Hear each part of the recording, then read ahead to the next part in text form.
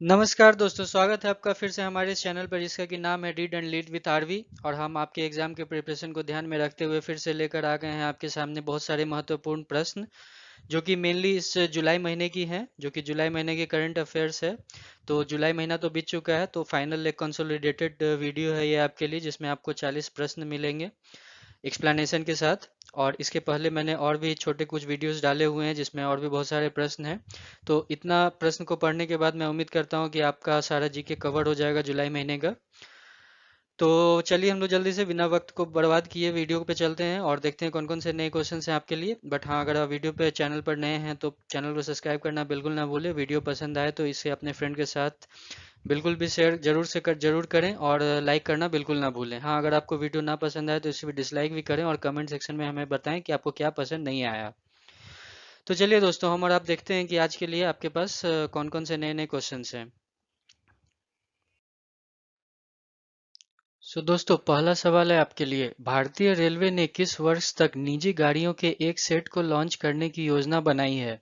Indian railways plan to launch the first set of private trains by which year? दोस्तों, आपके लिए options है 2025, 2021, 2020, 2023 और 2024। तो दोस्तों, इसका सही उत्तर है 2023। रेलवे द्वारा तैयार की गई प्रारंभिक समयावधि के अनुसार इसने देश भर में 109 जोड़े मार्ग पर 2027 तक 151 निजी रेल सेवाओं को चालू करने की योजना बनाई है। इस संबंध में भारतीय रेलवे 2022-23 में 12 ट्रेन, 23-24 में 45, 25-26 में 50 और 26-27 में 44 और अधिक शुरू करने के लिए तैयार है, जो कि इस वित्त वर्ष के अंत तक अर्थात 2026-27 के अंत तक कुल संख्या 151 तक की हो जाएगी। इस परियोजना में 30,000 करोड़ रुपए का निजी क्षेत्र का निवेश होगा। In accordance with the initial timelines drawn by the railways, it has planned to roll out 151 private train services by 2027 on 109 pairs of route across the country. In this regard, the Indian Railway is ready to introduce 12 trains in 22-23, 45 in 23-24, 50 in 25-26 and 44 more trains in 26-27, taking the total number of trains to 151 by the end of financial year 2026-2027. There would be an investment of rupees 30,000 crores in the private sector for this particular project. दोस्तों, अगला सवाल है, भारत का पहला राज्य का नाम बताइए जिसने बिजली लाइनों और ट्रांसमिशन टावर की निरीक्षण करने के लिए ड्रोन का उपयोग शुरू कर दिया है। Name the first state in India which has started to use drones to inspect power lines and transmission towers. Options हैं दोस्तों आपके लिए, गोवा, महाराष्ट्र, हरियाणा, मध्य प्रदेश और पंजाब। तो दोस्तों, इसका सही उत्तर है महाराष्ट्र। महाराष्ट्र राज्य विद्युत प्रसारण कंपनी लिमिटेड ने हवाई निगरानी और अंतरिक्ष उच्च वोल्टेज अर्थात ईएचवी विद्युत पारेषण लाइन और टावरों के निरीक्षण के लिए ड्रोन का उपयोग करना शुरू कर दिया है। ऐसे करने वाला महाराष्ट्र पहला राज्य बन गया है। केंद्रीय गृह मंत्री और नागरिक उड्डयन महानिदेशक डीजीसीए ने इस उद्देश्य के लिए स्वीकृति प्रदान की है। एमएसईटीसीएल देश में ड्रोन के साथ पावर लाइन निरीक्षण के लिए डीजीसीए की अनुमोदन प्राप्त करने वाला पहला बिजली उपभोक्ता उपयोगिता बन गया है। Maharashtra State Electricity Transmission Company Limited has started to use drones for aerial surveillance and inspection of extra high voltage power transmission lines and towers. Maharashtra becomes the first state to do so.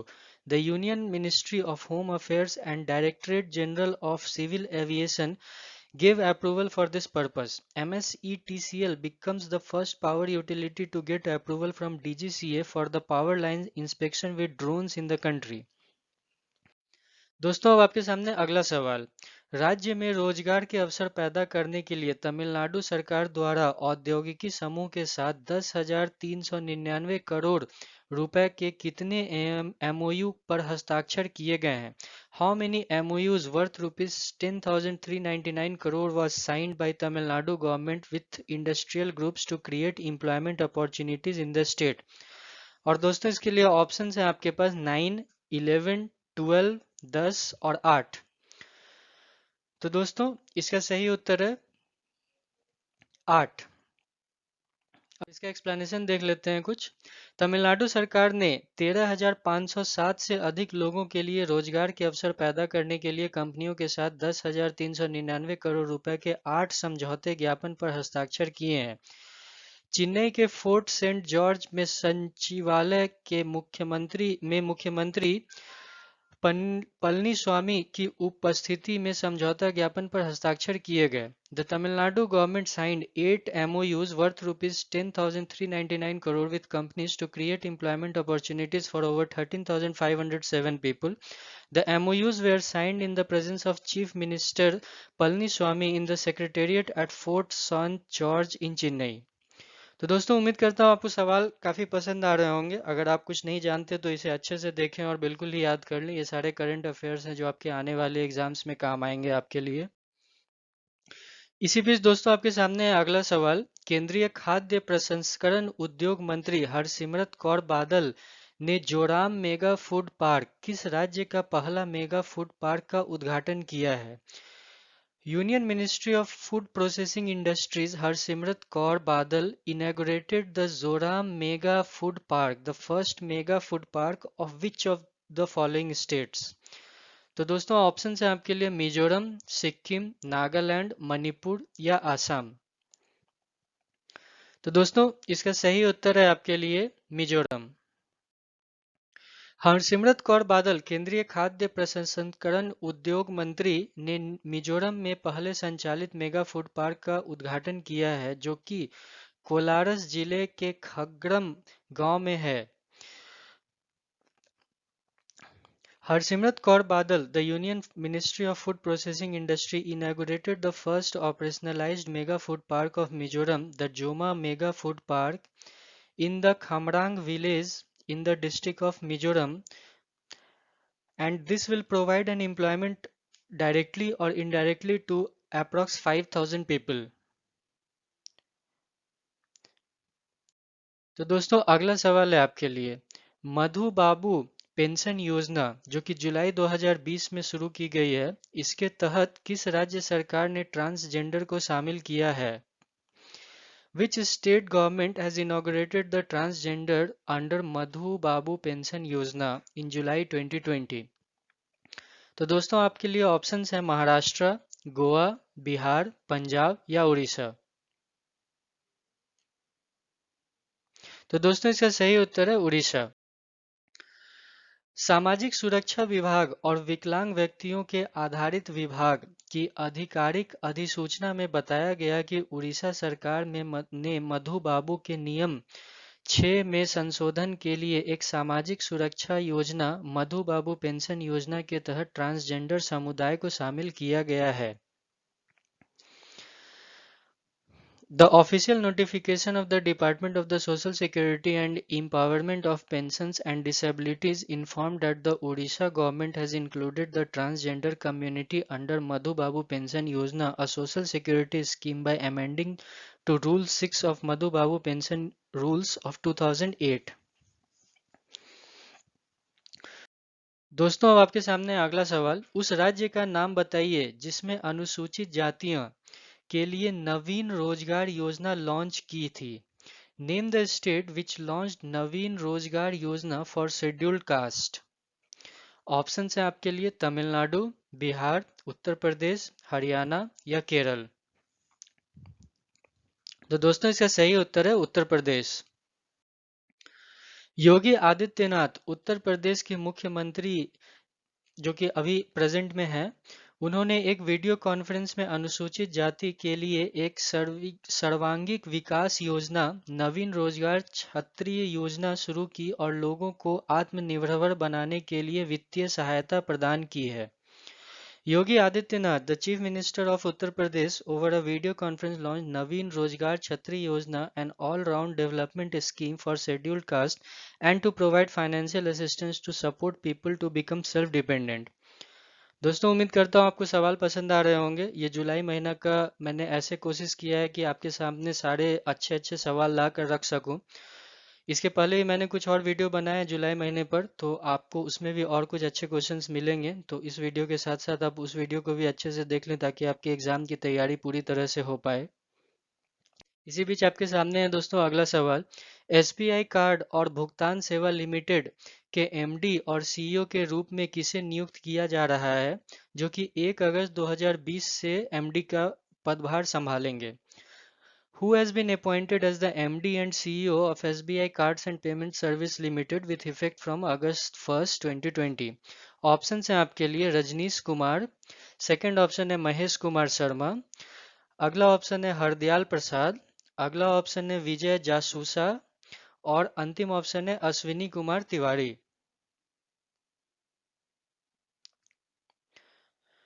तो दोस्तों इसका सही उत्तर है अश्विनी कुमार तिवारी।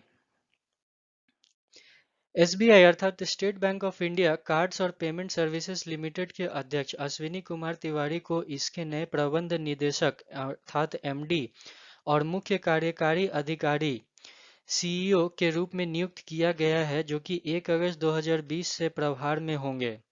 नियुक्ति 2 साल के लिए वैध रहेगी। SBI Cards and Payment Service Limited appointed Mr. Ashwini Kumar Tiwari as its new Managing Director (MD) and Chief Executive Officer (CEO), who is intended to be in charge from August 1, 2020. His new appointment will be valid for 2 years. अगला सवाल है दोस्तों, वित्त मंत्री निर्मला सीतारमन ने हाल ही में तीसरा G20 वित्त मंत्रियों और केंद्रीय बैंक गवर्नर की बैठक में भाग लिया। तो आपको बताना है कि किस देश की ने बैठक की मेजबानी की। Finance minister Nirmala Sitharaman attended the third G20 finance ministers and central bank governors meeting recently. Which country hosted the meeting? Option है आपके लिए Australia, Canada, Saudi Arabia, Brazil या अर्जेंटीना। तो दोस्तों इसका सही उत्तर जो आपके लिए है वो है Saudi Arabia. G20 leader summit 2020 के लिए वित्त ट्रैक के एक भाग के रूप में, जिसे 2020 के अंत में सऊदी अरबिया द्वारा होस्ट किया जाना है, वह तीसरा ग्रुप ऑफ 20 जो G20 कहलाता है, वित्त मंत्रियों और सेंट्रल बैंक गवर्नर्स की बैठक लगभग जुलाई में आयोजित की गई थी, जो कि 18 जुलाई को आयोजित की गई थी। यह सऊदी अरब प्रेसिडेंसी के तहत आयोजित किया गया था, जहां भारतीय पक्ष का प्रतिनिधित्व केंद्रीय वित्त और कॉरपोरेट मामले में मंत्री निर्मला सीतारमन ने किया था। As a part of finance track for the G20 Leader Summit 2020, which is to be hosted by Saudi Arabia at the end of 2020, the third G20, that is a group of 20 finance ministers and central bank governors (FMCBG) meeting was held virtually on July 18, 2020. It was organized under the Saudi Arabian presidency, where Indian side was represented by Union Minister for Finance and Corporate Affairs Nirmala Sitharaman.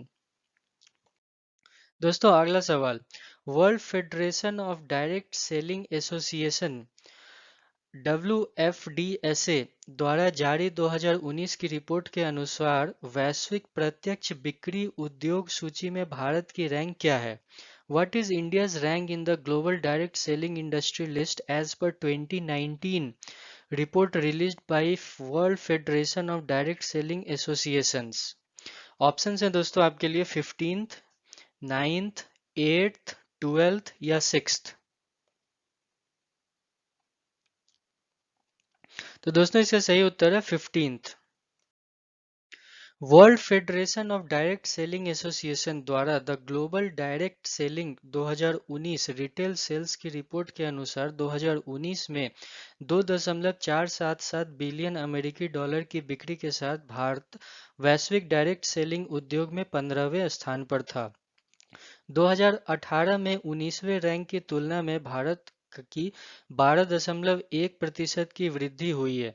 संयुक्त राज्य America अर्थात US की ranking के शीर्ष पर है अर्थात पहले स्थान पर है, जिसने यूएसडी अर्थात यूएस डॉलर 35.21 बिलियन की बिक्री के साथ वैश्विक प्रत्यक्ष बिक्री उद्योग का 20% योगदान किया है।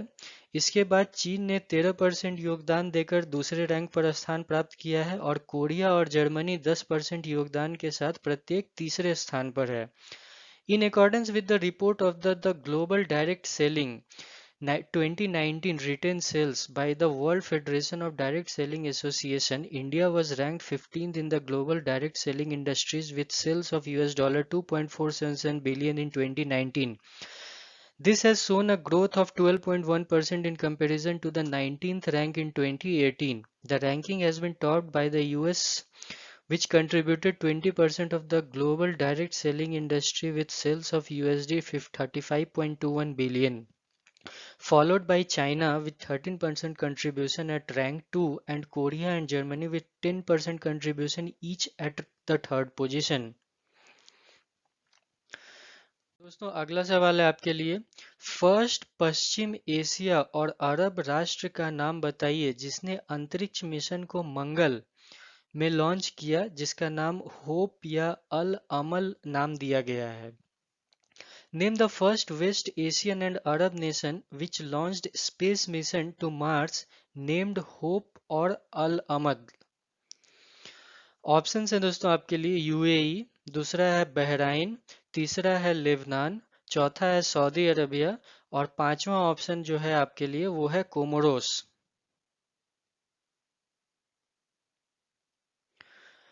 तो दोस्तों इसका सही उत्तर है यूएई.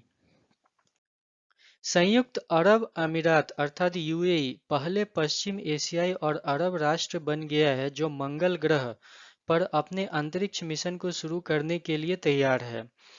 तनेगशीमा अंतरिक्ष केंद्र से होप जॉन मिशन क्यूनोन के तट पर जापान के ऊपरी एक Mitsubishi Heavy Industries HII rocket Al Amal या एमिरेट्स मार्स मिशन के रूप में जाना जाता है. यह $200 मिलियन का मिशन पहले दोनों मार्शियन जलवायु अर्थात अध्ययन करने के लिए होगा.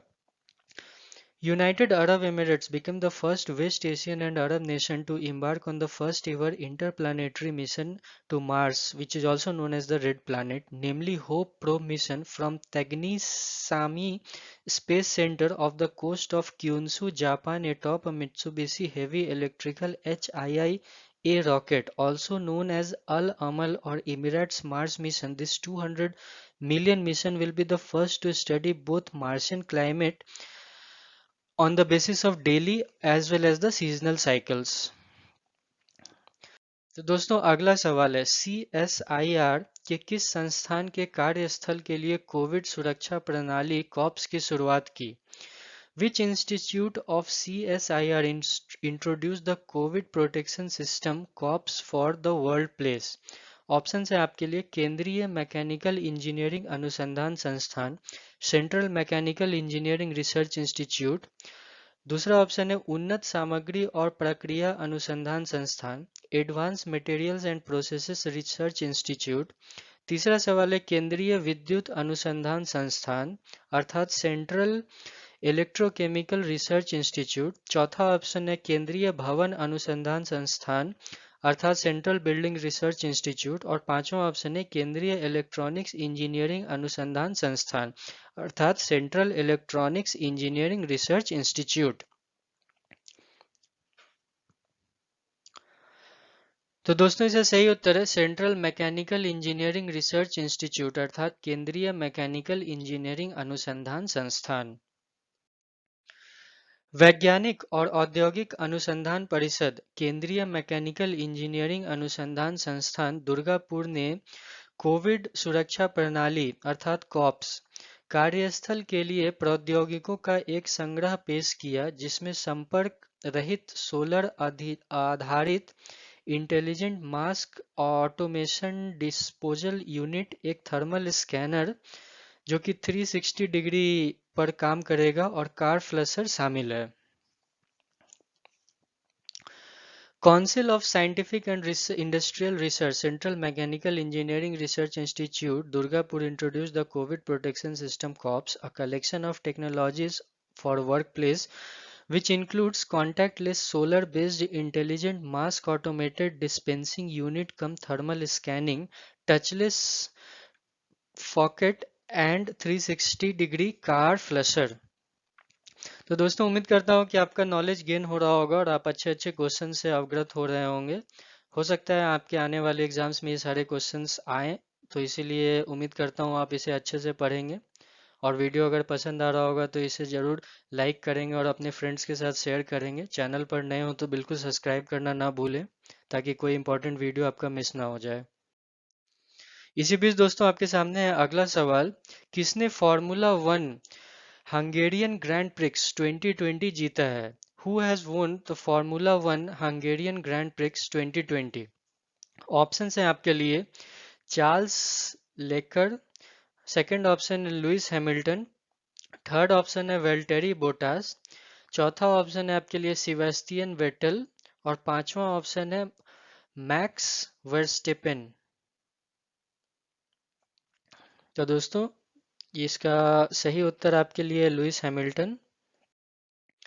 Formula one champion Mercedes Lewis Hamilton, जो कि ब्रिटिश देश में कैसे खेलते हैं, ने हंगरी के मोगोरोड में हंगेरियन में आयोजित ग्रैंड प्रिक्स 2020 जीता है।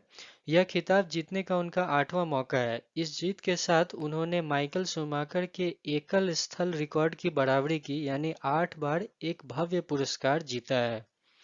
Formula One champion Mercedes Lewis Hamilton from British won the Hungarian Grand Prix 2020 held at the Hungarian in Mygorod, Hungary.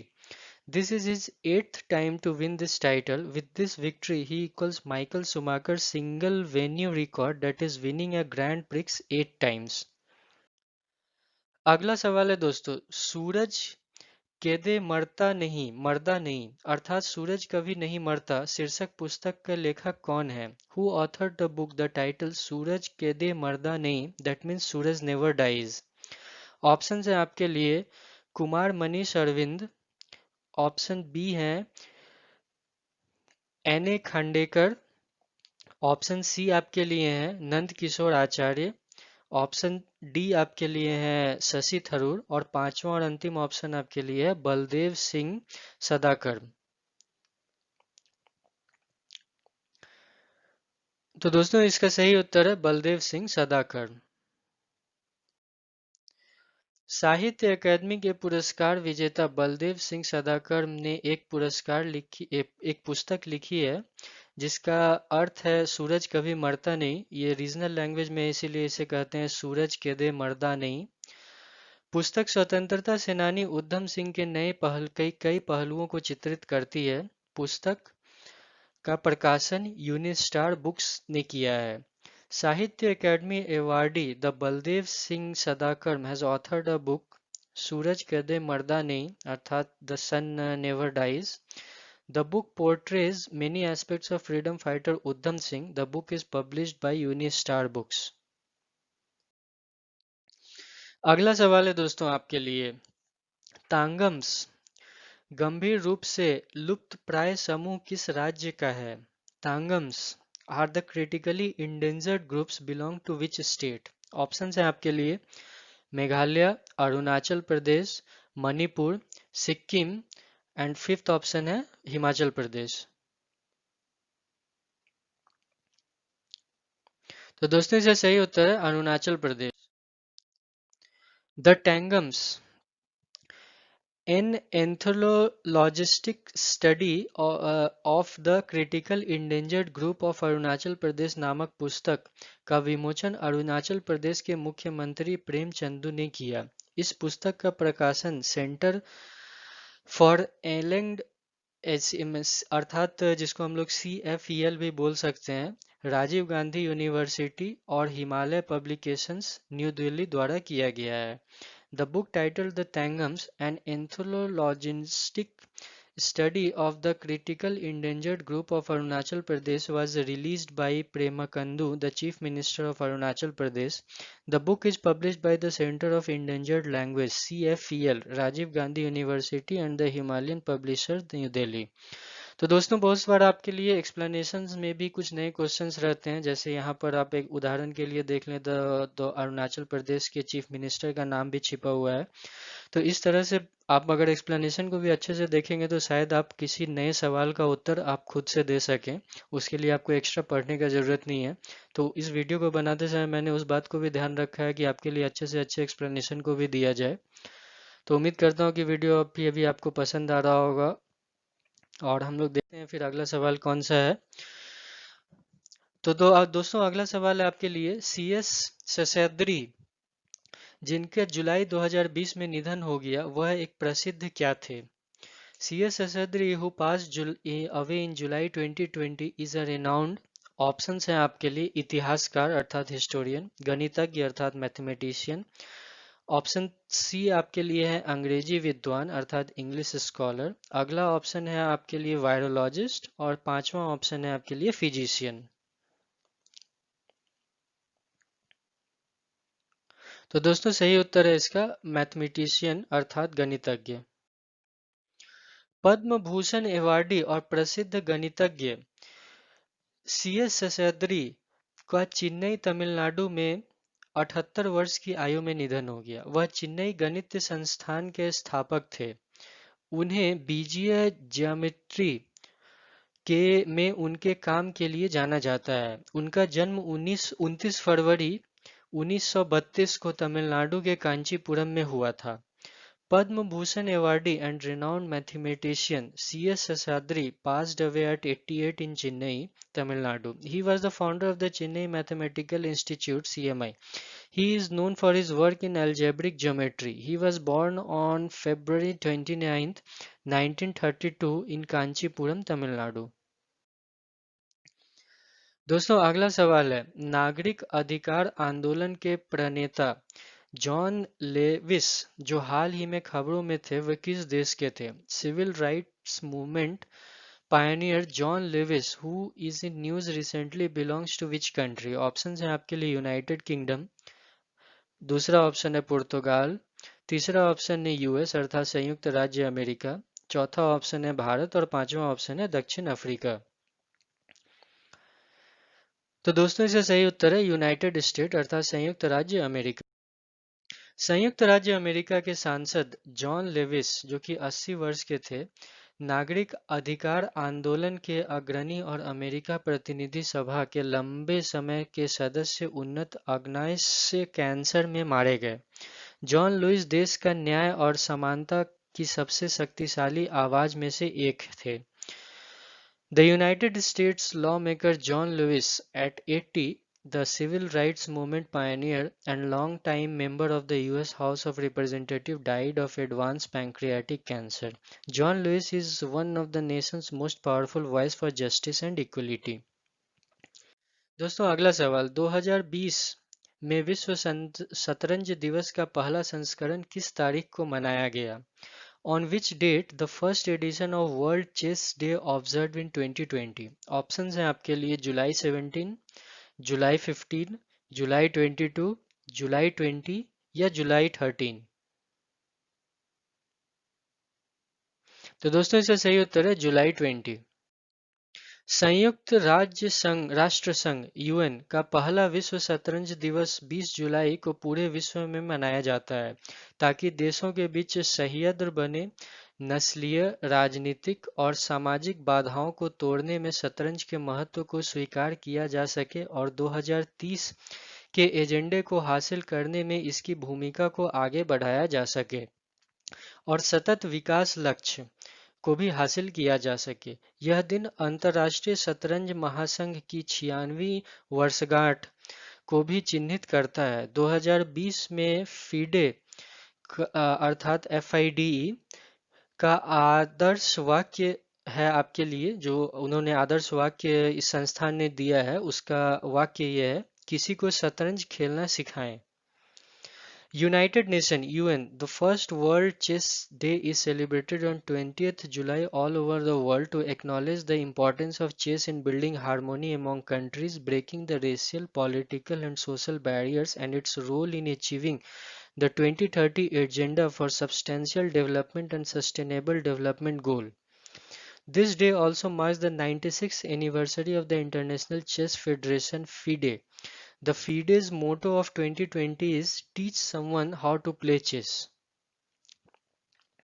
दोस्तों अगला सवाल, भारतीय कछुओं के संरक्षण के लिए अपने योगदान के लिए केंद्रीय पर्यावरण मंत्री प्रकाश जावड़ेकर द्वारा मोबाइल ऐप के नाम क्या है? Name the mobile app which was held by Union Environment Minister Prakash Javadekar for its contribution towards conservation of Indian turtles. Options हैं आपके लिए कुरमा, सेकंड ऑप्शन है पेटा, थर्ड ऑप्शन है WWF, फोर्थ ऑप्शन है टर्टो या पांचवा ऑप्शन है none of the above. तो दोस्तों इसका सही उत्तर है कुरमा। प्रकाश जावड़ेकर केंद्रीय पर्यावरण, वन और जलवायु परिवर्तन और सूचना और प्रसारण मंत्री। कुरमा भारतीय कछुओं के संरक्षण और भारतीय कछुओं को ट्रैक करने की रिपोर्ट करने के लिए एक अद्वितीय उपकरण के रूप में भारतीय मोबाइल कछुओं के संरक्षण में योगदान देने वाला एक आवेदन पर आधारित है। एप्लीकेशन को टर्टल सर्वाइवल एलायंस इंडिया अर्थात ITCAN द्वारा विकसित किया गया है। Prakash Javadekar, union minister of environment, forest and climate changes and information and broadcasting, held Kurma, a mobile-based application contributing towards conservation of Indian turtles, as a unique tool for tracking and reporting Indian turtles and tortoises. The application was developed by Indian Turtle Conservation Action Network in collaboration with the Turtle Survival Alliance India and Wildlife Conservation Society of India.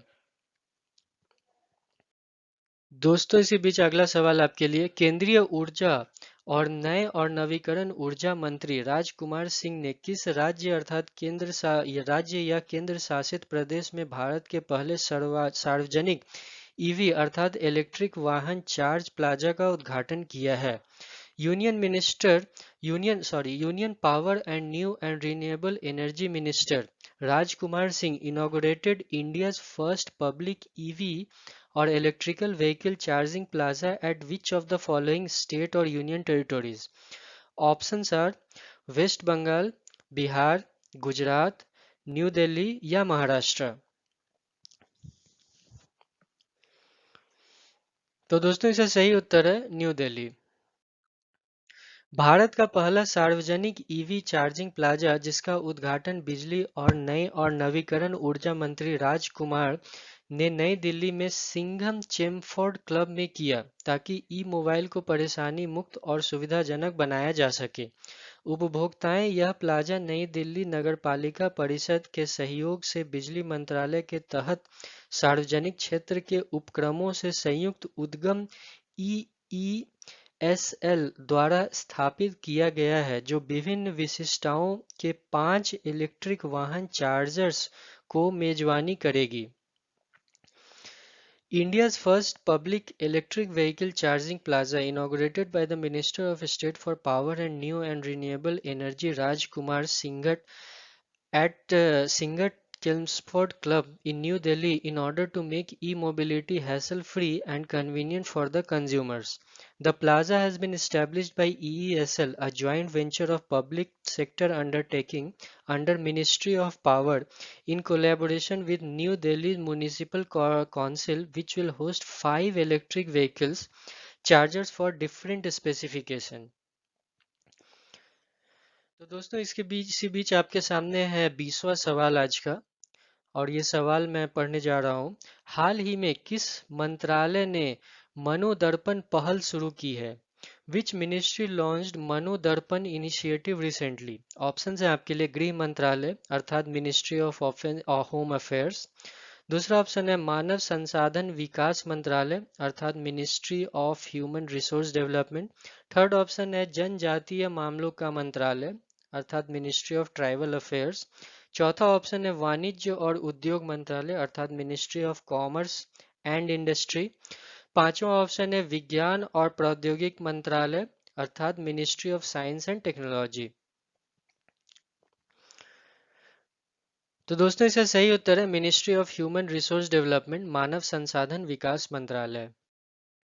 केंद्रीय मानव संसाधन विकास HRD मंत्री श्री रमेश पोखरियाल निशंक ने नई दिल्ली में मानव संसाधन विकास मंत्रालय की मनोदर्पण पहल शुरू की है। यह पहल छात्रों, शिक्षकों और अभिभावक को मनोसामाजिक समर्थन प्रदान करती है और मानसिक स्वास्थ्य और भावनात्मक भलाई से संबंधित उनके मुद्दे को संबोधित करती है। The Union Human Resource Development (HRD) Minister Sri Ramesh Pokhariyal Nishank launched the Manodarpan initiative of HRD Ministry virtually in New Delhi. The initiative provides psychosocial support to students, teachers and parents and addresses their issues related to mental health and emotional well-being. दोस्तों उम्मीद करता हूँ कि आपका ज्ञान बिल्कुल ही बढ़ रहा होगा इस वीडियो को देखने के साथ साथ, और आप अच्छे अच्छे नए सवालों को जान रहे होंगे और समय के साथ आप अपने आप को अप टू डेट भी कर रहे होंगे, ताकि लॉकडाउन खुलते ही जो आप एग्ज़ाम देने जा रहे हैं उसकी तैयारी आपकी अच्छी सी हो सके और उस एग्ज़ाम को आप पहले अटेम्प्ट में ही क्लियर करें। मैं उम्मीद करता हूं कि जो लोग भी इस वीडियो को देख रहे हैं, एटलीस्ट अगर आपसे ये सारे सवाल आते हैं एग्जाम्स में या इनमें से कोई एक भी सवाल आता है आपके लिए, तो आप उसे मिस ना करें। और मैं ये आपको बोलना चाहूँगा कि मैंने ये क्वेश्चंस अच्छे से कलेक्ट करके आपके लिए लाए हैं करंट अफेयर्स में। अगर आप करंट अफेयर्स को पढ़ते होंगे तो आपको हजारों क्वेश्चंस मिलते होंगे, बट उसमें से क्या महत्वपूर्ण है, किसकी प्रोबेबिलिटी ज़्यादा है कि जो एग्ज़ाम्स में आ सके, मैं कोशिश करता हूँ कि वैसे क्वेश्चंस का संग्रह आपके लिए लेकर आऊँ। तो इस वीडियो को बिल्कुल ना मिस करें और इसे अच्छे से देखें और बिल्कुल याद करें। अगला सवाल दोस्तों, किस मंत्रालय ने भारत में 1 करोड़ युवा स्वयंसेवक को जुटाने के लिए यूनिसेफ की युवा पहल के साथ भाग लिया, जो आत्मनिर्भर भारत के लक्ष्य को प्राप्त करने के लिए है? Which ministry partnered with UNICEF Yuva initiative to mobilize 1 crore youth volunteers in India to achieve the goal of आत्मनिर्भर भारत? ऑप्शन है आपके लिए कौशल विकास और उद्यमती मंत्रालय, the ministry of skill development and entrepreneurship, युवा मामले और खेल मंत्रालय, सेकंड ऑप्शन है ministry of youth affairs and sport, तीसरा ऑप्शन है कार्मिक लोक शिकायत और पेंशन मंत्रालय, ministry of personnel public grievances and pensions, चौथा ऑप्शन है श्रम और रोजगार मंत्रालय, ministry of labour and employment, और पांचवा ऑप्शन है जनजातीय मामले का मंत्रालय अर्थात मिनिस्ट्री ऑफ ट्राइबल अफेयर्स। तो दोस्तों इसका सही उत्तर है ministry of youth affairs and sports, युवा मामले और खेल मंत्रालय। युवा मामले और खेल मंत्रालय ने संयुक्त राष्ट्र बाल कोष अर्थात यूनिसेफ के बहुहितधारक मंच के साथ इरादे के बयान पर हस्ताक्षर किए। भारत में 1 करोड़ युवा स्वयंसेवक को जुटाने के लिए आत्मनिर्भर भारत के लक्ष्यों को प्राप्त करना और स्वयंसेवकों को बढ़ावा देने के लिए युवा भारत में युवाओं को बचा की बात। The Ministry of Youth Affairs and Sports signed the Statement of Intent with United Nations Children's Fund multi-stakeholder platform Yuva to mobilize 1 crore youth volunteers in India to achieve the goal of Atmanirbhar Bharat and to promote the volunteerism among the youth of India. तो दोस्तों अगला सवाल, घरेलू नागरिक उड्डयन उद्योग जुलाई 2020 में प्रस्तावों की सहायता और मंजूरी के लिए नागरिक उड्डयन मंत्रालय द्वारा स्थापित इन्वेस्टमेंट क्लियरेंस सेल (आईसीसी) का प्रमुख कौन है? Who heads the investment clearance cell set up by the Ministry of Civil Aviation for assistance and clearance of proposals in domestic civil aviation industry in July 2020? Option है दोस्तों आपके लिए गार्गी कुल, second option है सतीश रेड्डी, तीसरा ऑप्शन है संजीवन कुट्टी, चौथा ऑप्शन है अंबर दुबे और पांचवा ऑप्शन है राजीव गोवा। तो दोस्तों इसका सही उत्तर है अंबर दुबे। नागरिक उड्डयन मंत्रालय (एमओसीए) ने नागरिक उड्डयन मंत्रालय के संयुक्त सचिव अंबर दुबे की अध्यक्षता में निवेश निकासी प्रकोष्ठ की स्थापना की है। आईसीसी घरेलू विमान उद्योग में निवेश प्रस्तावों की सहायता और निकासी के लिए एकल खिड़की निकासी तंत्र है। The Ministry of Civil Aviation has set up the Investment Clearance Cell under the chairmanship of Amber Dubey, Joint Secretary of the Ministry of Civil Aviation. ICC is a single window clearance mechanism for assistance and clearance of investment proposals in domestic aviation industry. तो दोस्तों अगला सवाल है, पर्यावरण मंत्रालय ने किस संवेदनशील क्षेत्र के जोनल मास्टर प्लान को मंजूरी दे दी है? Environment Minister has cleared the approval of the zonal master plan of which eco-sensitive zone in July 2020. Option है दोस्तों आपके लिए, सुल्तानपुर इको सेंसिटिव जोन, दूसरा ऑप्शन है भिंदवाड़ा इको सेंसिटिव जोन, तीसरा ऑप्शन है भागीरथी इको सेंसिटिव जोन, चौथा ऑप्शन है बरनवापाड़ा इको सेंसिटिव जोन और पांचवा ऑप्शन है नेत्रावली इको सेंसिटिव जोन। और दोस्तों इसका सही उत्तर है आपके लिए भागीरथी इको सेंसिटिव जोन। एक आभासी मंच पर चार धाम सड़क परियोजना की समीक्षा बैठक में प्रकाश जावड़ेकर, जो कि केंद्रीय पर्यावरण, वन और जलवायु परिवर्तन मंत्री, ने भागीरथी इको जोन के जोनल मास्टर प्लान, जिसको हम लोग ZMPV कहते हैं, के अनुमोदन की सूचना दी। मंत्रालय पर्यावरण, वन और जलवायु परिवर्तन MOEF&CC, जो कि 16 जुलाई 2020 को जोनल मास्टर प्लान उत्तराखंड की राज्य सरकार द्वारा तैयार किया गया था और जल शक्ति मंत्रालय द्वारा अनुमोदित किया गया था। In the review meeting of Char Dham Road project over a virtual platform, Prakash Javadekar, the Union Minister of Environment, Forest and Climate Change, informed the approval of the zonal master plan of Bhagirathi eco-sensitive zone by the Ministry Environment, Forest and Climate Change on 16 July 2020. The zonal master plan was prepared by the state government of Uttarakhand and appraised by the Ministry of Jal Shakti.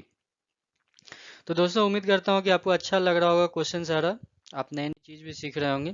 इसी बीच आपके सामने है अगला सवाल। पुडुचेरी के CM M नारास्वामी ने हाल ही में वित्तीय वर्ष 2020-21 के लिए 9,000 करोड़ रुपए का कर मुक्त बजट पेश किया। तो आपको बताना है कि पुडुचेरी के उपराज्यपाल कौन है।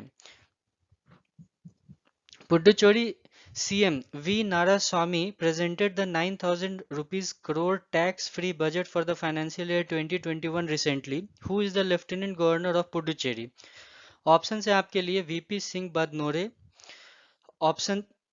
दूसरा ऑप्शन है आपके लिए दिनेश्वर शर्मा, तीसरा ऑप्शन है प्रफुल्ल पटेल, चौथा किरण बेदी और पांचवा देवेंद्र कुमार जोशी।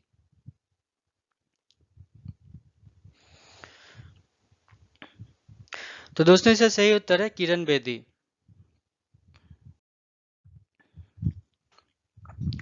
पुडुचेरी के मुख्यमंत्री वी नारास्वामी, जिनके पास वित्त विभाग भी है, उन्होंने विधानसभा के वित्तीय वर्ष 2020-21 के लिए 9,000 करोड़ रुपए का कर मुक्त बजट पेश किया। यह बजट पिछले साल के 8,425 करोड़ रुपए के मुकाबले 575 करोड़ रुपए अधिक है और 2019-20 में 7,927 करोड़ रुपए से संशोधित बजट पर्याय में 1,073 करोड़ रुपए अधिक है। एक बात जो आपको नोट करने के लिए है वह यह है कि बजट को उपराज्यपाल किरण बेदी और उनके प्रागत पते के बिना आपत्ति के बीच पेश किया गया था।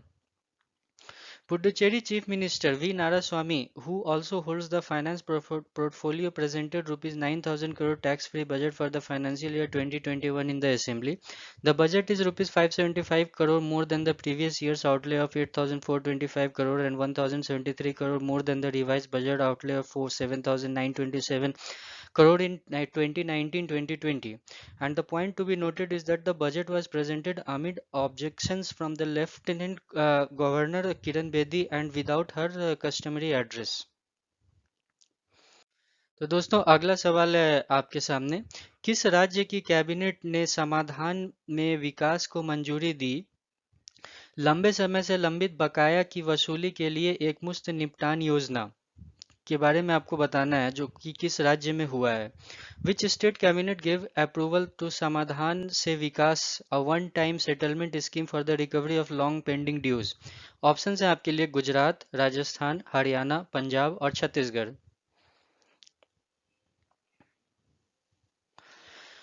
और दोस्तों से सही उत्तर है हरियाणा।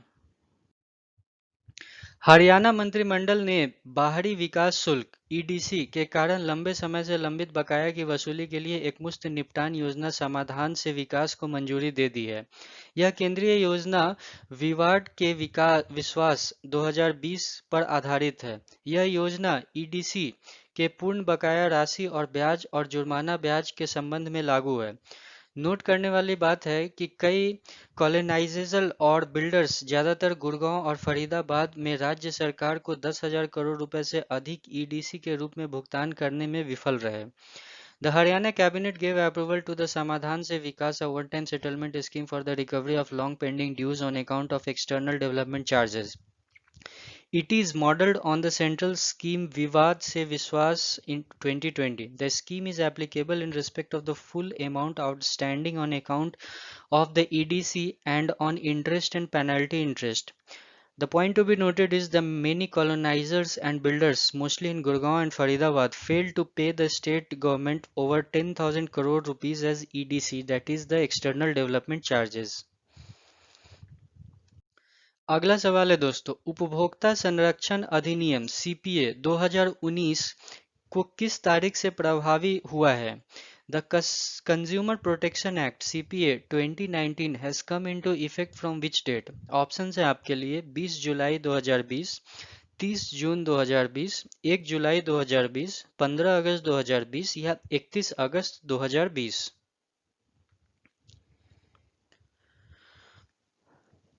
तो दोस्तों इसका सही उत्तर है जुलाई 20, 2020। उपभोक्ता संरक्षण अधिनियम सीपीए 2019 जिसने पुराने उपभोक्ता संरक्षण अधिनियम 1986 को बदल दिया है, वह 20 जुलाई 2020 से लागू हो गया है। इसका उद्देश्य उपभोक्ताओं के अधिकार को लागू करना और उनकी सुरक्षा करना है और उपभोक्ता शिकायतों को दूर करने के लिए एक प्रभावी तंत्र प्रदान करना है।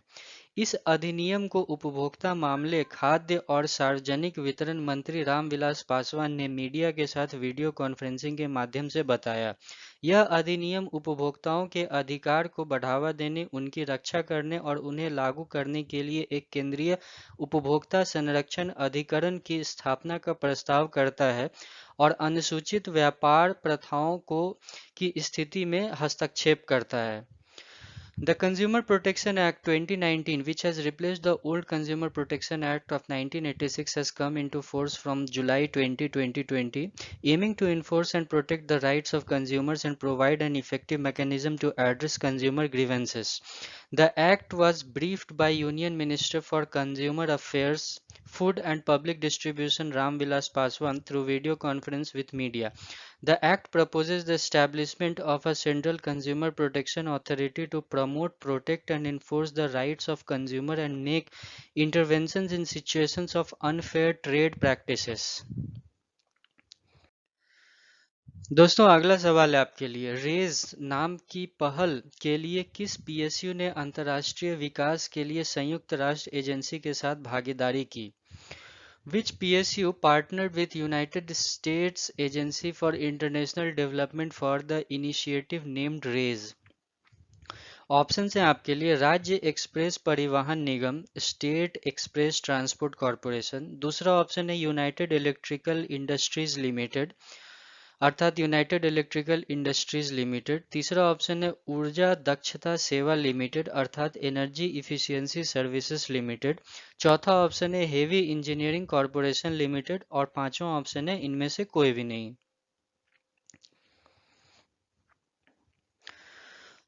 तो दोस्तों इसका सही उत्तर है एनर्जी इफिशियंसी सर्विस लिमिटेड अर्थात ऊर्जा दक्षता सेवा लिमिटेड, EESL। बिजली और नई और नवीकरण ऊर्जा राज्य मंत्री राजकुमार सिंह ने एक राष्ट्रीय कार्यक्रम शुरू किया जिसका नाम है एयर कंडीशनिंग की सुरक्षा और दक्षता के लिए इंडोर एयर क्वालिटी में सुधार करने के लिए एयर कंडीशनिंग कार्य क्षेत्रों में खराब हवा की गुणवत्ता और स्वास्थ्य और ऊर्जा कौशल इमारतों को विकसित करने का मुद्दा। यह कार्यक्रम स्वास्थ्य और ऊर्जा कौशल भवन का एक हिस्सा है जो कि EESL और संयुक्त राज्य America agency for international developments मैत्री ऊर्जा दक्षता के लिए बाजार एकीकरण और परिवर्तन कार्यक्रम विश्व पर्यावरण दिवस के अवसर पर शुरू किया गया है। The Minister of State for Power and New and Renewable Energy Raj Kumar Singh launched a national program named Retrofit of Air Conditioning to improve indoor air quality for safety and efficiency in indoor to alleviate the issues of bad air quality in workspaces and to develop healthy and energy efficient buildings. This program is a part of Healthy and Energy Efficient Building, a joint initiative of EESL and United States Agency for International Developments, which is defined as MATRI, which is Market Integration and Transformation Program for Energy Efficiency Program, launched on the occasion of World Environment Day. तो दोस्तों उम्मीद करता हूँ explanation आपको पसंद आ रहा होगा। Channel पर नए हो तो सब्सक्राइब करना बिल्कुल ना भूलें। वीडियो पसंद आए तो लाइक और अपने फ्रेंड्स के साथ शेयर जरूर करें। इसी बीच अगला सवाल है आपके सामने, राज्यसभा सचिवालय ने किसके नाम पर कर्मचारी कल्याण योजना शुरू की है? Rajya Sabha secretariat has launch the employees welfare scheme on the name of हुम? ऑप्शन हैं आपके लिए अरुण जेटली, सुषमा स्वराज, उमा भारती, बाल ठाकरे या अटल बिहारी वाजपेयी।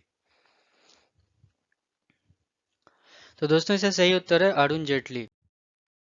राज्यसभा सचिवालय ने केंद्रीय कर्मचारियों के लिए अरुण जेटली वित्तीय सहायता पूर्व केंद्रीय वित्त मंत्री अरुण जेटली के नाम पर एक कर्मचारी कल्याण योजना शुरू की है। इस योजना को उनके परिवार को मिलने वाली पेंशन के वित्त पोषित किया जाएगा क्योंकि वे उच्च सदन के सदस्य रहे हैं। यह योजना अरुण जेटली की पत्नी संगीता जेटली के निर्णय के आधार पर तैयार की गई और अनुमोदित की गई है।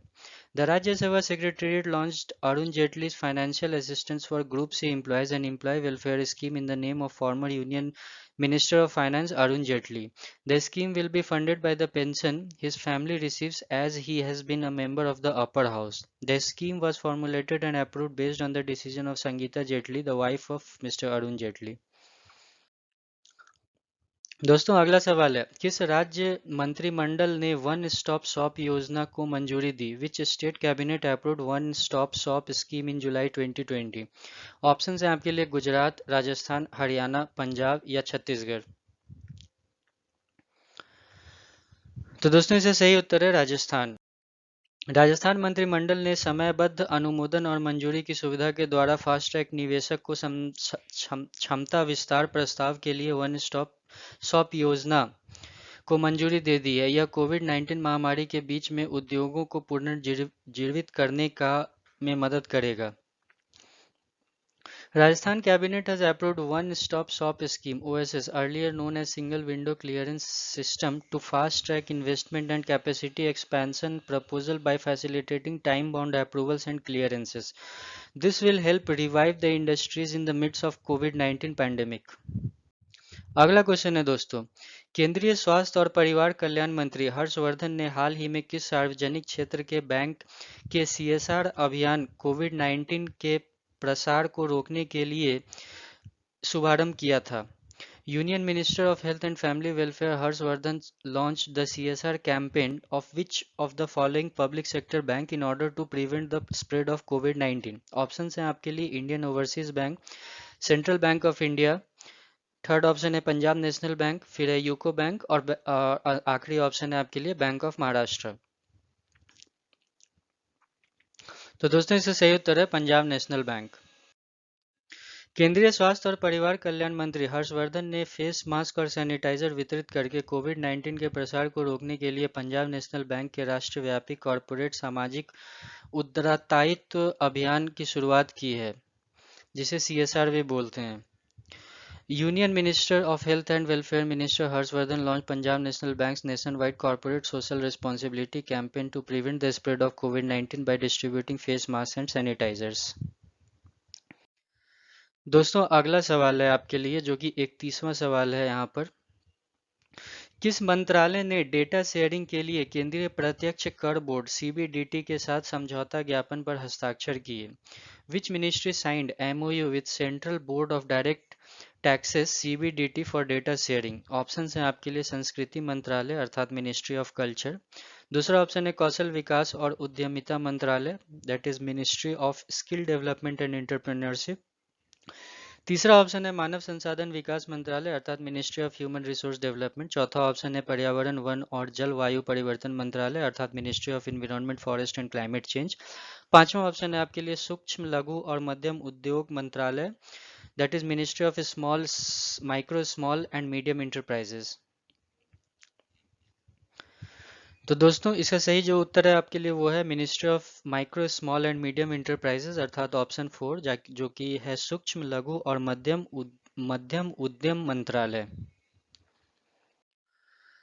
केंद्रीय प्रत्यक्ष कर बोर्ड और सूक्ष्म लघु और मध्यम उद्यम मंत्रालय ने एमएसडी मंत्रालय के सीबीडीटी द्वारा आयकर रिटर्न से संबंधित डेटा साझा करने के लिए औपचारिक सहमति पत्र एमओयू पर हस्ताक्षर किए।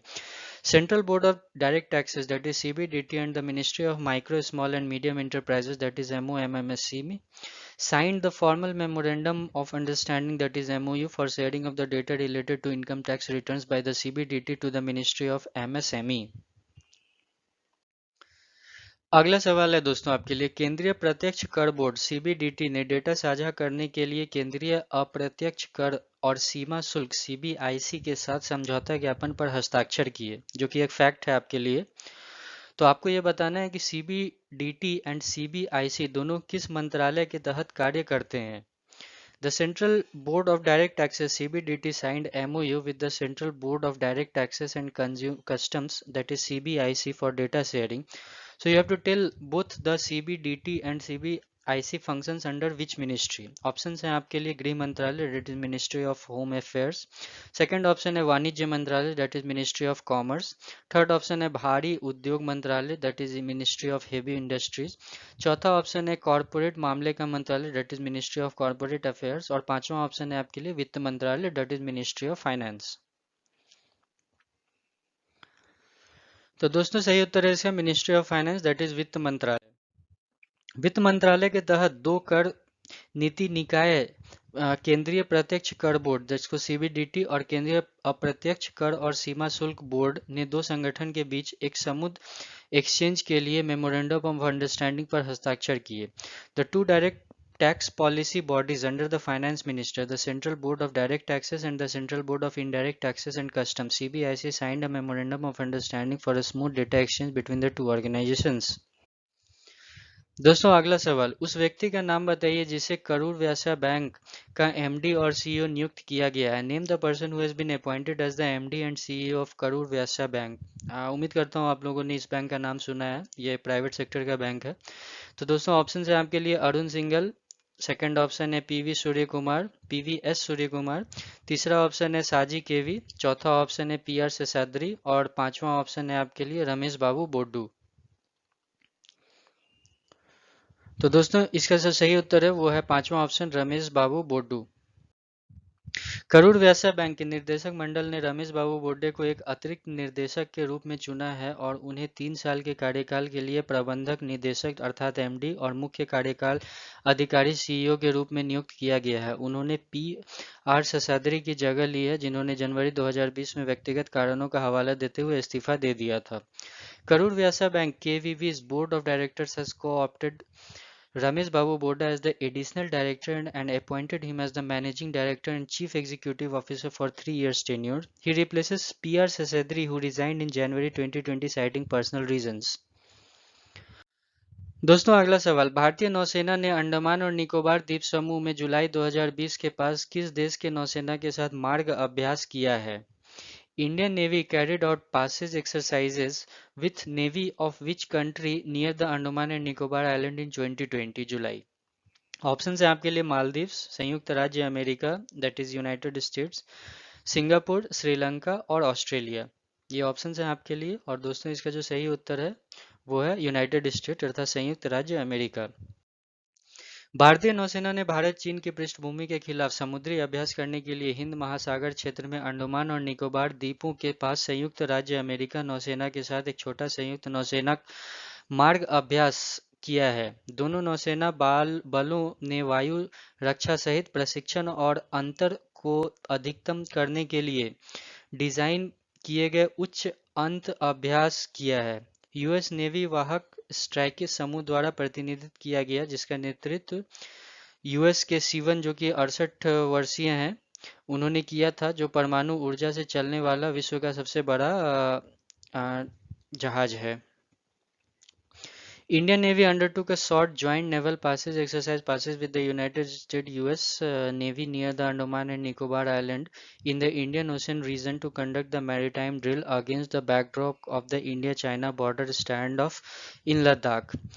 Both naval forces conducted high-end exercises designed to maximize training and interoperability, including air defense. US was represented by the US Navy Carrier Strike Group, which was led by USS United States ship Nimitz CVN-68, a nuclear-powered world largest aircraft carrier. अगला सवाल है दोस्तों, रक्षा मंत्रालय ने भारतीय सेना के युद्धक टैंक T-90 के लिए 1512 खदानों की खरीद के लिए किस समझौते पर हस्ताक्षर किया है? Ministry of Defense signed deal with the PSU for the procurement of 1512 mine plows for Indian Army's battle tank T-90. दोस्तों ऑप्शंस आपके सामने हैं, आपको बताना है कि इसमें से कौन सा सही उत्तर है आपके लिए।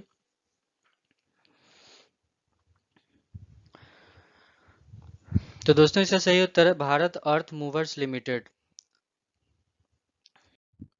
भारत सरकार की मेक इन इंडिया पहल को बढ़ावा देने के लिए राजनाथ सिंह की अध्यक्षता में रक्षा अधिग्रहण परिषद डीएसी केंद्रीय रक्षा मंत्रालय ने भारत अर्थ मूवर्स लिमिटेड के साथ 557 करोड़ के लगभग रुपए की अनुबंधित पर हस्ताक्षर किए हैं। To boost Make in India initiative of the Indian government, the Defence Acquisition Council DAC, chaired by Rajnath Singh, Union Ministry of the Defence, signed the contract worth rupees 557 approx crore rupees with Bharat Earth Movers Limited for the procurement of the 1512 mine plows for the battle tank T-90 SK for Indian Army. अगला सवाल है दोस्तों, ANASIS-2 किस देश का पहला सैन्य उपचार ग्रह है? ANASIS-2 is the first military communication satellite of which country? Options हैं आपके लिए यूएई, दक्षिण कोरिया अर्थात साउथ कोरिया, ईरान, ब्राजील या थाईलैंड।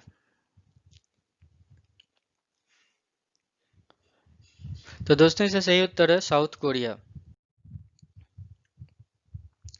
दक्षिण कोरिया ने अपना पहला सैन्य उपचार ग्रह सेना नौसेना वायुसेना उपग्रह सूचना प्रणाली 2 लॉन्च किया है। उपग्रह को अमेरिकी अंतरिक्ष फर्म द्वारा विकसित एक फाल्कन 9 रॉकेट द्वारा स्थापित किया गया था, जिसे तैनात भी कह सकते हैं हम, जिसे अमेरिकी राज्य फ्लोरिडा के एक एयरफोर्स स्टेशन से तैनात किया गया है।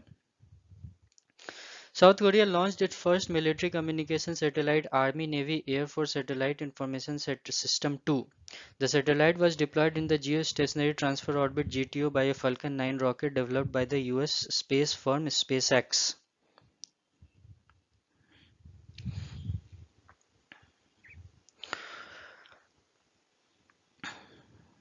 तो दोस्तों अब अगला सवाल है आपके सामने, उस एंड्रॉयड मालवेयर का नाम बताइए जो हाल ही में मोबाइल सुरक्षा फर्म थ्रेड फैब्रिक द्वारा खोजा गया पासवर्ड और क्रेडिट कार्ड डेटा विवरण जैसे डेटा चोरी करता था। Name the Android malware which steals data such as password and credit card details that was discovered by mobile security firm Threat Fabric recently. Options हैं आपके लिए ब्लैक रॉक, स्टॉर्म वर्म अर्थात तूफानी कीड़ा, थर्ड ऑप्शन है लोकी bot और fourth option है Stuxnet.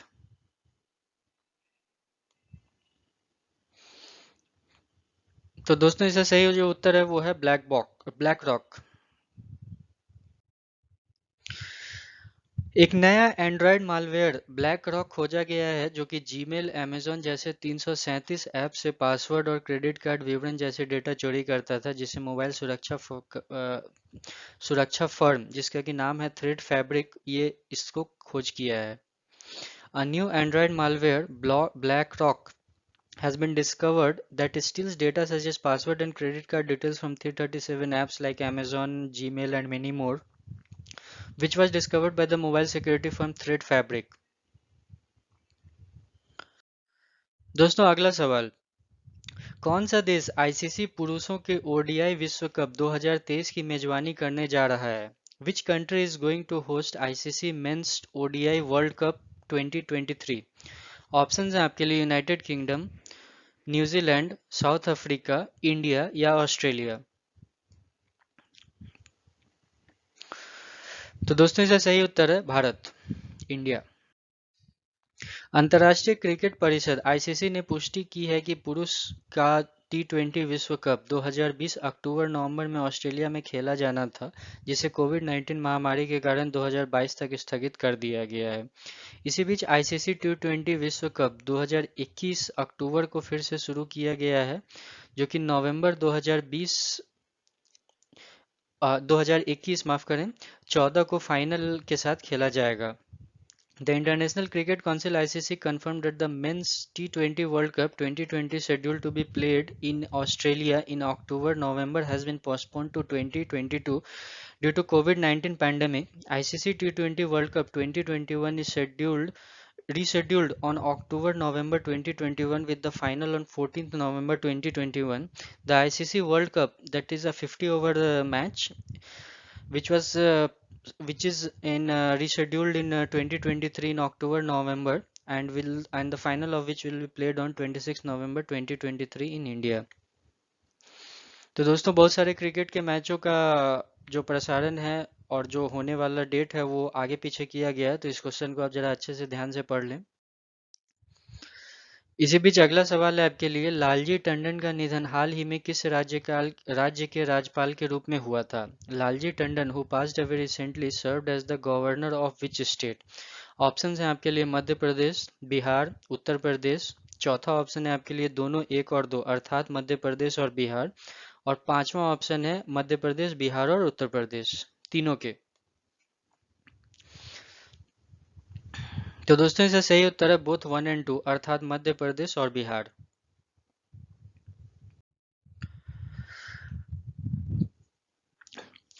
Madhya Pradesh के राज्यपाल श्री लालजी टंडन, जिन्हें उत्तर प्रदेश लखनऊ में मेदांता अस्पताल में भर्ती कराया गया था, उनका निधन 85 वर्ष की आयु में हो गया था।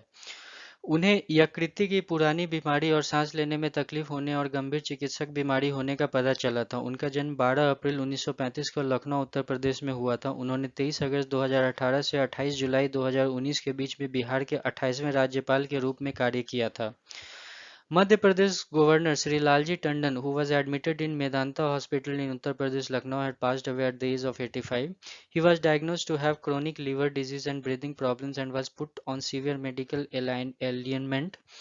He was born on 12th April 1935 in April, Uttar Pradesh. He served as the 28th governor of Bihar between 23rd August 2018 to 28 July 2019. तो दोस्तों अगला और आखिरी सवाल आपके सामने है इस सीरीज का। वैशाख दिवस 2020 को कब मनाया जाता है? The Vaishakh Diwas was observed on which of the following date? May 7, June 23, April 19, July 4 और मार्च 28। सो दोस्तों इसका सही उत्तर है मई 7, पहला ऑप्शन। वैशाख, जिसे बुद्ध जयंती, बुद्ध पूर्णिमा और बुद्ध दिवस 2020 के रूप में भी जाना जाता है, 7 मई को अंतर्राष्ट्रीय बौद्ध परिसंघ द्वारा मनाया गया था। यह दिवस संयुक्त राष्ट्र द्वारा मान्यता प्राप्त था कि 2000 से मनाया जाता है। वैशाख के दिन मई के महीने की पहली पूर्णिमा का दिन होता है। बुद्ध के जन्म, ज्ञान और मृत्यु की स्मृति के रूप में मनाया जाता है। The Vaishakh, also known as the Buddha Jayanti, Buddha Purnima and Buddha Day 2020 was observed on May 7 by International Buddhist Confederation, that is IBC. The day was recognized by the United Nations and celebrated since 2000. The day of Vesak, that is the first full moon day of the month, commemorates the Buddha's birth, enlightenment and the death. तो दोस्तों उम्मीद करता हूँ कि आपको video काफ़ी पसंद आया होगा। चैनल पर अगर आप नए हो तो सब्सक्राइब करना बिल्कुल ना भूलें, जिस चैनल का नाम है read and lead with RB. अगर आप रीड करेंगे अच्छे से तभी आप लीड भी करेंगे। तो मैं चाहता हूँ कि आप इस वीडियो को अच्छे से पढ़ें, बहुत सारे जीके की नॉलेज को गेन करें और आने वाले एग्जाम को अच्छे से क्रैक करें। तो ये जुलाई का अंतिम वीडियो था करंट अफेयर्स का, जो कि मैं आज के दिन डाल रहा हूँ आपके सामने। और जो कुछ पुराना वीडियोस है वो भी अवेलेबल है, अगर आप चाहें तो उसको भी जाकर अच्छे से देख सकते हैं अच्छी जानकारी के लिए। तो दोस्तों चैनल को सब्सक्राइब करना बिल्कुल ना भूलें। अपने फ्रेंड्स और फैमिली के साथ वीडियोस को ज़रूर शेयर करें। तब तक के लिए अपना ध्यान रखें, अच्छे से पढ़ाई करते रहें और फिर हम नए वीडियो के साथ फिर आपसे मिलते हैं। तब तक के लिए धन्यवाद।